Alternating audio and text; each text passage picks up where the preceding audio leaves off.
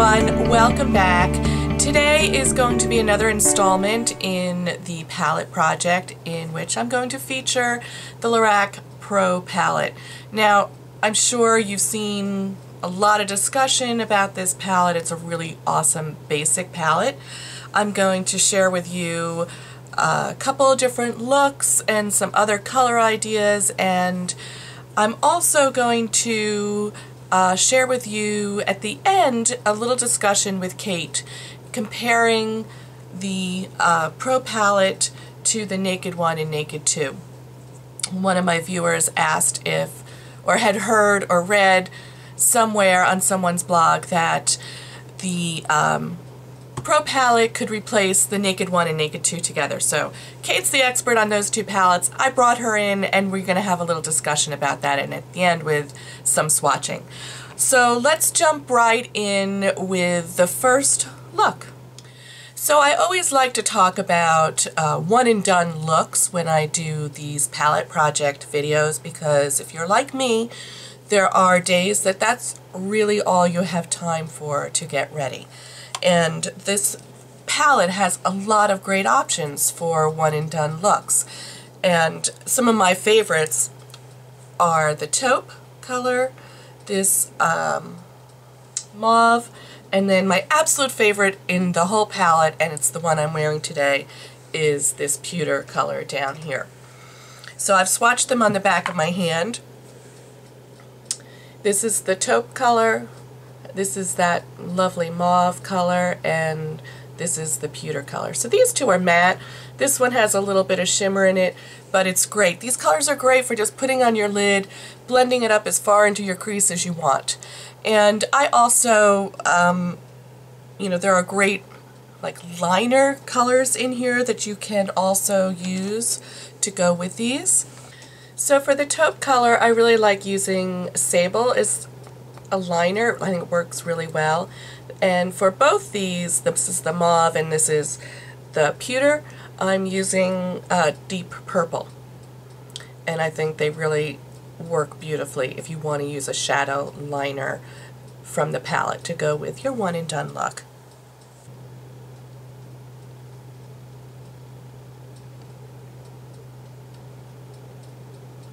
So for today's look, I started off with this cream color under my brow bone, and I just used a flat shader brush for this and just kind of tapped it along underneath my brows. And then I took just this kind of a blending, fluffy blending-ish brush. This is from Japanesque, and it's the 140. And I used this to apply the pewter all over my lid. And I pretty much pack the color on the lid and then kind of clean the brush off and blend it up into my crease as far as I want that color to go. That's kind of an individual choice for you. And then I went back in with kind of a stiff, skinny brush. This one's from the Paula's Choice palette. I really love this brush for just this application. And I just tapped it into the purple and lined my lower lash line. You could absolutely line it with the pewter, but I like having that little extra dimension of color there. It doesn't take any longer because I would put a color there anyway.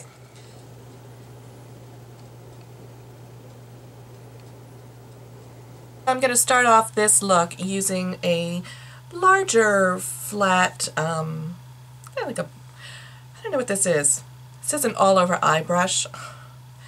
It's nice because you can get a big sweep of color all over your lid.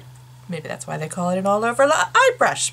Anyway, big brush, and I'm going to go into this white color here, and I'm going to just take it and go all the way from my lid, all over my lid, lashes to brow.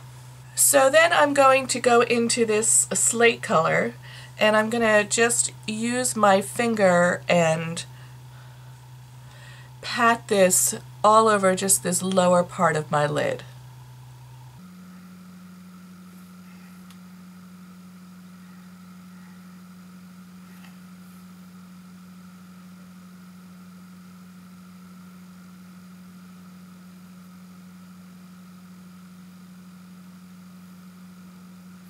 Sometimes with these darker colors, I prefer to use that application method because I feel it keeps the color looking closer to what it is in the pan. Whereas sometimes if you use a brush to apply it, it makes it look almost like a little muddy. Not just with this particular palette, any palette. I noticed that when I was working with the Urban Decay Smoked palette as well. Those really vibrant colors, when you applied them with a brush, sometimes they just ended up looking muddy. And that was one of my big beefs with that palette. When you used a finger to apply it, I don't know, it just keeps the finish better. I like it a little bit better. This is Japanesque, has a number 140. It's, you know, dual fiber, like you're supposed to apply with one side and blend with the other side. I just use it. I never figured out how that worked. It didn't seem to make any difference to me, but it's a great blending brush. So I'm going to go into this taupe color and go into my, define my crease with this.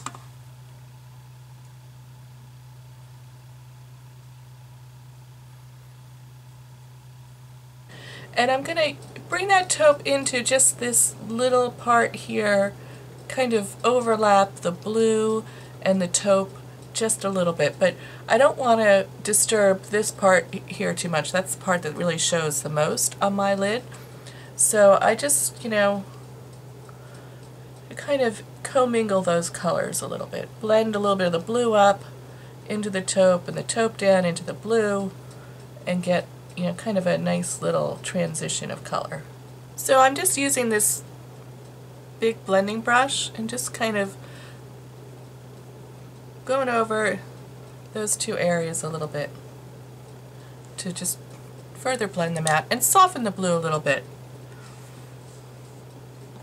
You don't want the blue, you know, soften it to the intensity that you like, I guess is the key there. If you really like it strong and vibrant, don't soften it so much. If you like it a little softer, soften away. So I'm going to finish up with a little smudgy brush and go back into this slate color, just tapping my brush in there a little bit. And I'm going to use that to just drag some of the blue under my lash line.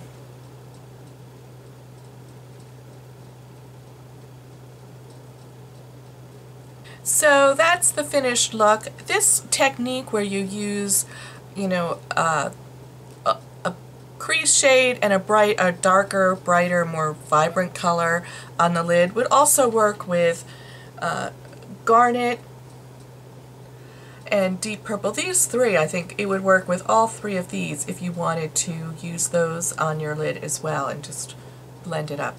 You might need to experiment between the taupe as a blending shade or the sable as a blending shade, depending on your skin tone, but either one of those, or even the mauve as a blending shade.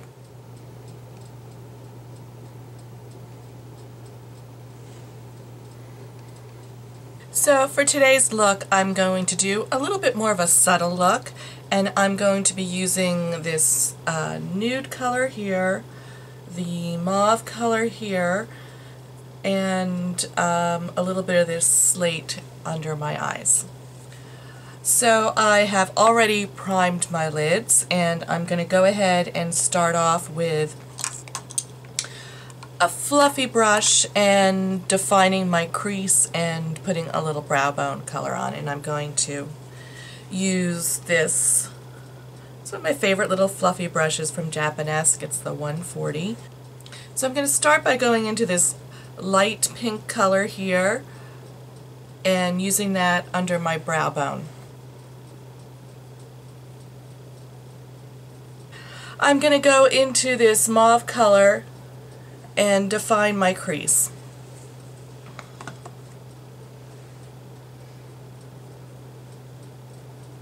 So I'm just going in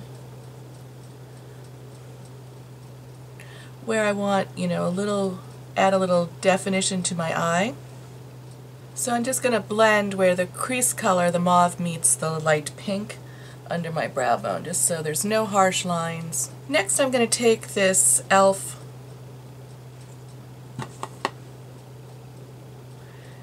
C brush, and it's just a little eyeshadow brush. This is relatively new for me. I haven't had it that long, but I'm going to go ahead and go into this nude color with this and apply that to my lid. I'm just going to tap it on. I don't want any fallout. I generally don't get much fallout from these shadows, but occasionally, you know, with any shadow, you're going to occasionally get some fallout. And back with my blender, just blend that in a little bit. Okay, so to add a little more definition here to the outer corners, I'm going to go back in with that C brush into the mauve and just apply a little bit here. Just to add a little more definition there. So I'm going to go in next with a little bit of a pencil brush, and I'm going to go in with this slate color. You could go in with the pewter too, but I'm wearing blue today, so I wanted to go in with the slate color. I'm mildly obsessed with this slate color at the moment. And I'm going to just drag this under my lower lash line and this little corner here.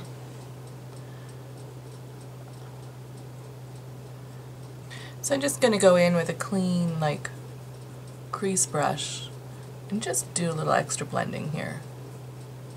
So this is the finished eye look. I went ahead and tightlined my eyes with the Urban Decay pencil in Pistol, both the upper lash line and the lower lash line, and applied some mascara. So some other color combinations that I really love, but I couldn't obviously do all of them, otherwise this video would be ridiculously long. This is gold and sable, and I would put this on the inner lid and bring this into the crease in the outer corner. This is champagne and the deep purple, and probably one of my favorites is the pewter and espresso for a really great smoky eye look. Pewter is probably my favorite color in this whole palette. So I don't know if you can see those. So I also wanted to include some blush suggestions and some lip color suggestions like I did in my last video. You all seem to really enjoy that. So I'm going to dive right in with the blushes. And the first one I'm going to talk about is the Milani Baked Blush in Dolce Pink.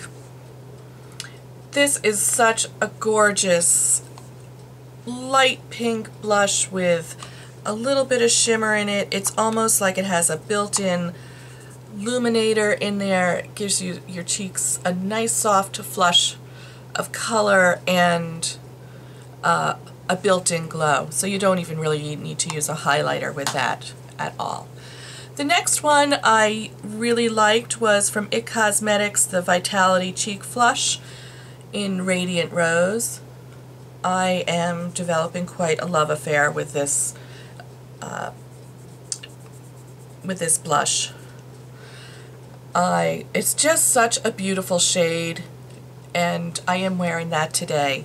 I do have a little bit of the Hourglass Dim Light powder on top of it, which has given it a little extra glow, but that's what I chose to do. And then the last one I'm going to talk about is the Maybelline Master Glaze cream stick blush. It's a relatively new product, and this is in Makeup Mauve right here. I tend to apply it with my e.l.f. stippling brush, and I just rub this on the top of it and blend it into my cheeks. And you get a really nice, soft, even application with that. Any stippling brush would work, but this one is kind of small, so I like the way this one works with that. And then I have 4 different lip products here to share with you.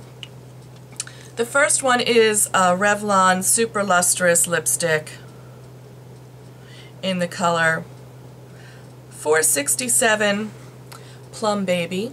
It's got a little bit of a frost to it, I guess, so it gives a nice little shimmer there. This is one of my favorite shades in the in this line.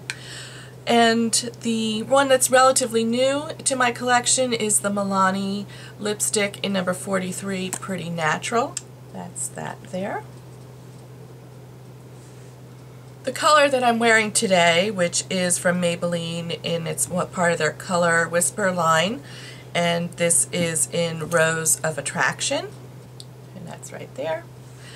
And then one of the last ones I'm going to chat about is from YSL. It's one of their glossy stains, and this is in number 4.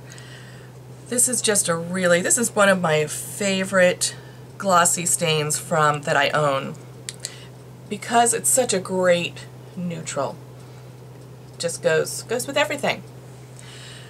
So this palette, you know, really, it's such a great neutral palette. You could really wear almost any blush or lipstick with it. It's not one that really screams out it needs a certain color tone at all, so you probably have something in your collection that'll work really well with this. So I hope you enjoyed this video. It was really hard for me to pick just a couple of different looks to include, because there are so many different looks you can do with this palette.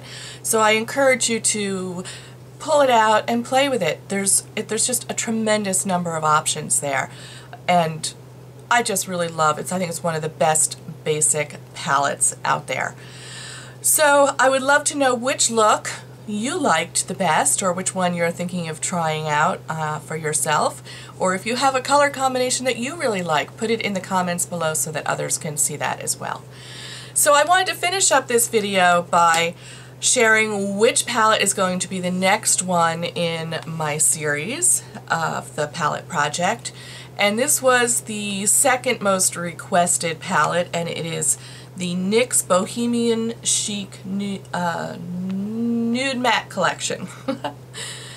And it's got a ton of nude shades, natural shades here in this top level, and then in this bottom level are 2 blushes and 6 more deeper accent colors that you can use to create some looks. So this will be next up in the palette project in a couple of weeks. So I really appreciate you stopping by and taking the time to watch this video. If you are new to my channel, I hope you will hit the subscribe button and join me for future videos. I'm also on Instagram, Twitter, and Facebook, and I'd love to see you there as well. I'll see you real soon. Bye-bye.